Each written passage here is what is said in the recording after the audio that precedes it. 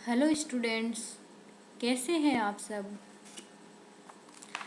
3 चीज़ों का पालन कर रहे हैं कि नहीं, बताओ कौन कौन सी चीज़ें। पहली, जब भी बाहर जाओ मास्क लगाना है। दूसरा, हैंड सैनिटाइजर यूज करना है। तीसरा, सोशल डिस्टेंस रखनी है। ठीक है, अब हम स्टार्ट करते हैं अपना लेक्चर। लास्ट क्लास में हमने अष्टवी संस्क्रम की बात की थी। आज की क्लास में हम सबसे पहले अपना पेपर डिस्कस कर लेते हैं। लास्ट ईयर का जो पेपर आया वो मेरे पास था।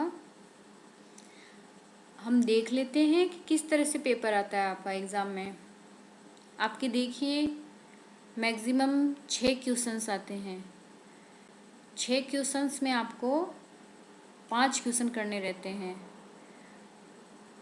हर एक क्वेश्चन 20 नंबर का होता है। आपको 20 नंबर के हिसाब से लिखना पड़ता है। 20 नंबर के हिसाब से ऐसा नहीं है कि आप बस रामायण लिखे जा रहे हैं, जो मन में आए वो लिखे जा रहे हैं।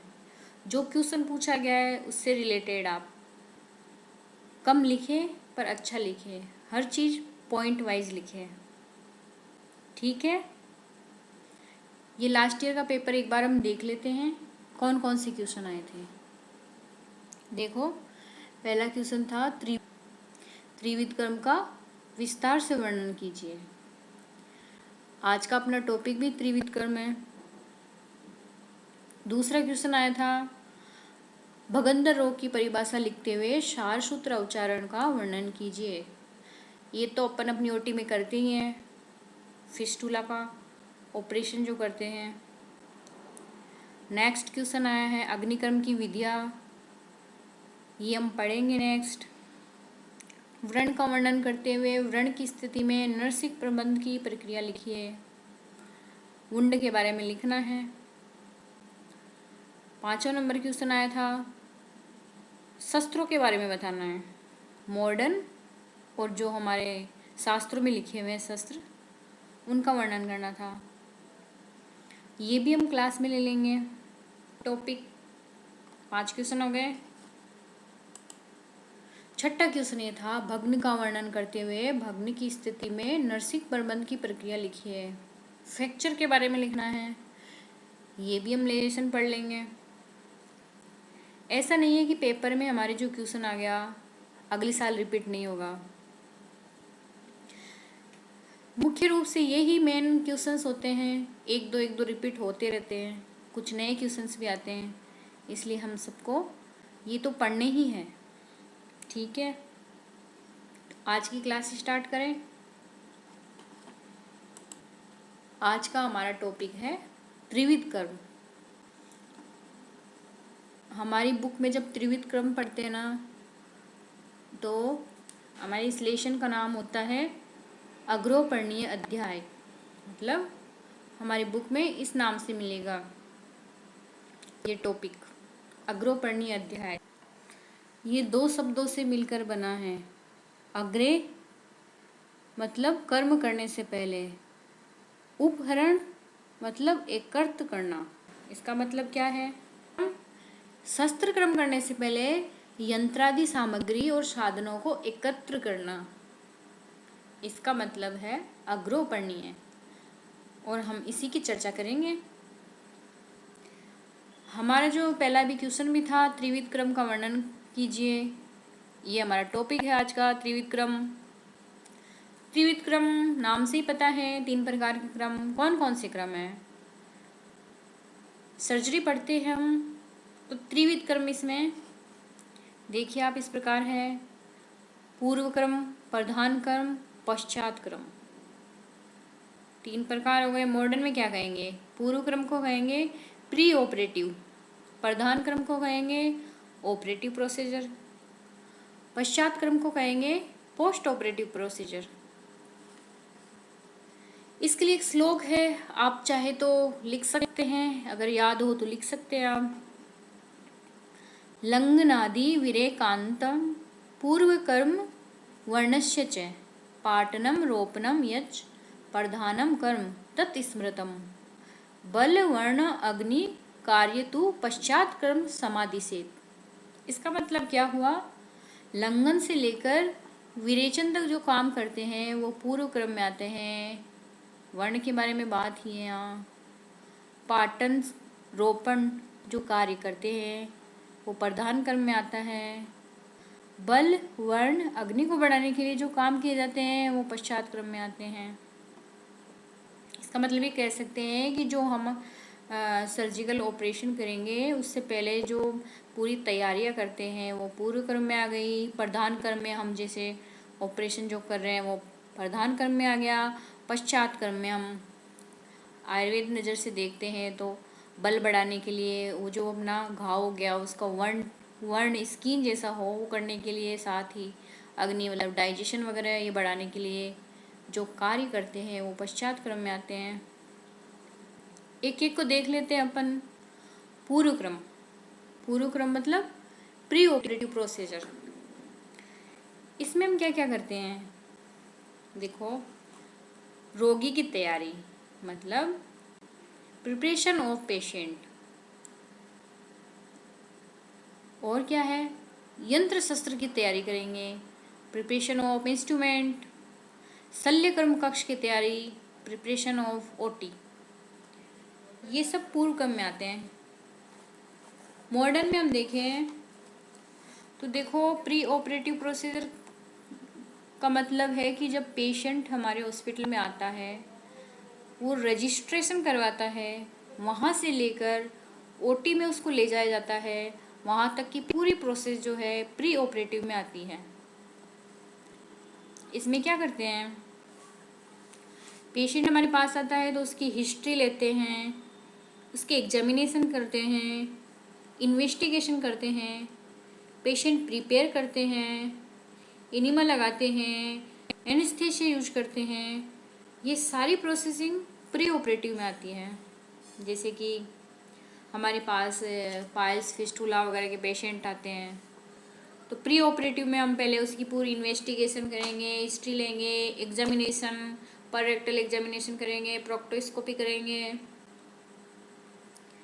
इन्वेस्टिगेशन करवाएंगे, normally CBC, CTBT, blood sugar हुआ, एचआईवी हुआ, एचबीएसएजी हुआ,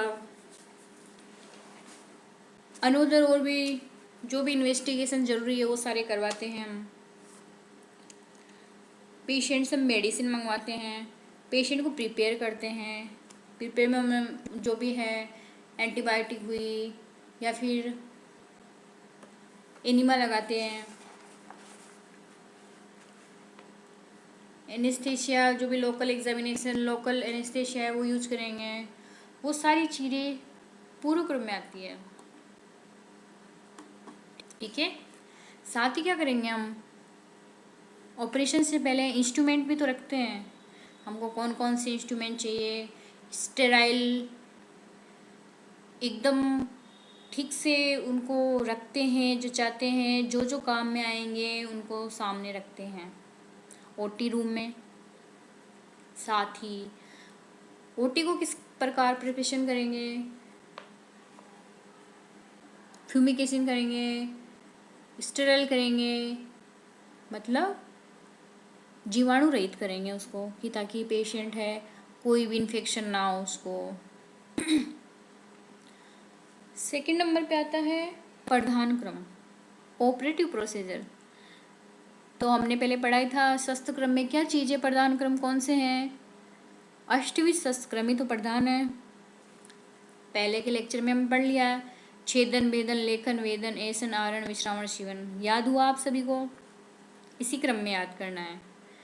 तो जब ये क्वेश्चन अगर पूछा जाए तो प्रधान क्रम में ये सारे आप डिटेल लिख सकते हैं इनकी, छेदन वेदन लेखन वेदन ऐसन आवरण विश्रावण शिवन।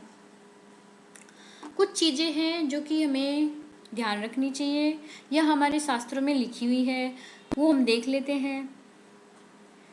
लिखा हुआ है कि श्रेष्ठ तिथि मुहूर्त स्वास्तिक वाचन करके हल्का भोजन किए हुए रोगी को पूर्व की तरफ मुंह करके और लोमों की दिशा में शस्त्रक्रम करना चाहिए। जब भी शस्त्रक्रम करें हमारे लोम जिस तरफ है उसी तरफ हमें शस्त्रक्रम करना चाहिए। उनके एंटी नहीं करना चाहिए। दूसरा, पाक स्थानों पे मतलब जहाँ पे पस वगैरह कलेक्टिंग है, पाक हो गया वो स्थान, महान है मतलब कि दूर तक फैला हुआ है, तो उसके लिए बोला गया है कि 2 अंगुल या 3 अंगुल तक लंबा व्रण का घाव करना चाहिए। बाद में पस वगैरह निकाल देते हैं, मतलब इसमें ये याद करना है कि पाक स्थानों पर 2 अंगुल या 3 अंगुल लंबा व्रण का घाव करते हैं। ठीक है। दूसरा, कुछ ऐसे सस्क्रम हैं जिसमें बिना कुछ खिलाए सस्क्रम करते हैं। कौन कौन सी बीमारियां हैं? मूढ़ग्रभ, उदर रोग, अर्श, अस्मरी, भगंदर, मुख रोग, इनके अंदर बिना कुछ खिलाए सस्क्रम करते हैं। तो जब ये हमारा क्वेश्चन आते हैं तो ये हमारे सस्क्रम में ये चीज़ें आप लिख सकते हैं। ठीक है। प्रधान क्रम में हम इनका वर्णन कर ही देंगे अष्टविध सस्क्रम का। तो हमने जो छेदन बात की थी सबसे पहले अष्टविध सस्क्रम में, लास्ट लेक्चर में हमने ये बात करना भूल गए थे, हम यहाँ देख लेते हैं। फर्स्ट प्रकार आपने छेदन क्रम पढ़ा था। छेदन क्रम है 3 प्रकार का होता है। तिर्यक छेदन, चंद्रमंडल, अर्धचंद्राकार। ठीक है। ये नाम है कुछ कौन कौन सी जगह पे तिर्यक छेदन करते हैं, चंद्रमंडल छेदन करते हैं, अर्धचंद्राकार छेदन करते हैं। तो आप ये लिख सकते हैं। देखिए इसका इजी तरीका देखो, ये देखो चंद्रमंडल, जैसे छोटे बच्चे थे उनके हाथ में उनकी माताएं काला टीका ऐसे लगाती थी, हाथों में पैरों में लगाती थी, चंद्र बना देती थी एक तरह से। तो आप इसको इस ट्रिक से याद कर सकते हैं कि चंद्रमंडल का पाणिपादेशु मतलब हाथ और पैर पे चंद्रमंडल आकार का छेदन करते हैं। ठीक है। अर्धचंद्राकार कहाँ करते हैं? गुदा और मेड्र पे करते हैं। बाकी जो सारी डिजीज, सारी जगह हैं, स्थान हैं, वहाँ पे तिर्यक छेदन करते हैं। जैसे ब्रू, गाल हो गया, संघ प्रदेश, ललाट, अक्सीपुट, ओष्ठ, दंतवेष्ट मतलब मसूड़े, कक्षा, कुक्षी, वंक्षण, सब चीज़ें ऐसी है जिनको एक एक बार आप पढ़ोगे नाम याद हो जाएंगे आपको, कोई टेंशन वाली बात नहीं है। असम्यक छेदन, इसका मतलब ये है कि हम ठीक से छेदन क्रम नहीं करते हैं तो क्या हो जाता है? देखो क्या हो जाता है। शिरा स्नायु में छेदन हो जाता है, मतलब ठीक से हमने छेदन नहीं किया तो कहीं पे वेन्स हो गई, ये शिरा स्नायु है, लिगामेंट्स, ये कट जाते हैं। वेदना अधिक होगी, पेन बहुत ज़्यादा होगा, देर से ठीक होगा, मतलब कि जो व्रण जो बन गया है उसको हीलिंग में बहुत टाइम लग जाएगा और मांस की गांठें उत्पन्न हो जाएगी। इसलिए हमेशा छेदन सम्यक रूप से करना चाहिए। ठीक है। ये श्लोक आया है एक, तत्र आयतो विशाल सम सुविभक्त निराश्रय इति वर्ण गुणा। तत्र आयतो विशाल सम सुविभक्तो निराश्रय इति वर्ण गुणा, मतलब कि जब भी वर्ण बनाते हैं तो आयत होना चाहिए। आयत मतलब दीर्घ, विशाल विस्तृत, सम मतलब सीधा, सुविभक्त अर्थात तीक्ष्ण शस्त्र से साफ कटा हुआ होना चाहिए। दूसरा श्लोक ये और देखते हैं। आयते विशालस्य सुविभक्तो निराश्रय प्राप्त कालकृतश्चपि वर्ण कर्मति सश्यते। इसका मतलब वर्ण क्रम क्या है, किस तरह से करेंगे? आयत, विशाल, सुविभक्त, निराश्रय। निराश्रय मतलब मर्म आदि में आश्रित नहीं होना चाहिए, मतलब अपने को जितना शस्त्रक्रम करना है उतना ही हो, उससे एक्स्ट्रा मर्म वगैरह में इनमें छेदन वगैरह नहीं होना चाहिए। दूसरा, प्राप्त काल मतलब उचित काल में करना चाहिए। ठीक है। ये 2 श्लोक है, ये व्रण के गुण है, व्रण के कर्म है। ठीक है। तो हमने क्या पढ़ा? पूर्व क्रम पढ़ लिया, पश्चात क्रम लास्ट में है, उससे पहले क्या आ रहा है? प्रधान क्रम। प्रधान क्रम में हमने पढ़ा है अष्टविध सस्क्रम। प्रधान क्रम में हम मॉडर्न में अपन ये बता सकते हैं कि पेशेंट को अपन ओटी में ले चुके, प्रिपेयर है वो, उसके बाद हम जो शस्त्रक्रम करते हैं या ऑपरेशन करते हैं, जो भी बीमारी के लिए हम इंसिजन लगा के या फिर जो भी प्रोसीजर करते हैं, वो सारी आ जाती है प्रधान क्रम में। इसके बाद तीसरे नंबर पे आता है पश्चात क्रम। इसके बाद में हम पश्चात क्रम की बात करते हैं। पश्चात क्रम मतलब पोस्ट ऑपरेटिव। इसमें क्या क्या करते हैं? अभी स्टार्टिंग में हमने श्लोक देखा था, उसकी थर्ड लाइन यही है, बल वर्ण अग्नि कार्य टू पश्चात क्रम समादिशत। मतलब बल वर्ण और अग्नि को बढ़ाने के लिए जो कर्म किया जाता है वो पश्चात क्रम में आता है। इसके अलावा देखो, वर्णितागार का निर्माण करना, मतलब कि ओटी के बाद पेशेंट को जहाँ रूम में शिफ्ट करेंगे उसको बोला गया है वर्णितागार।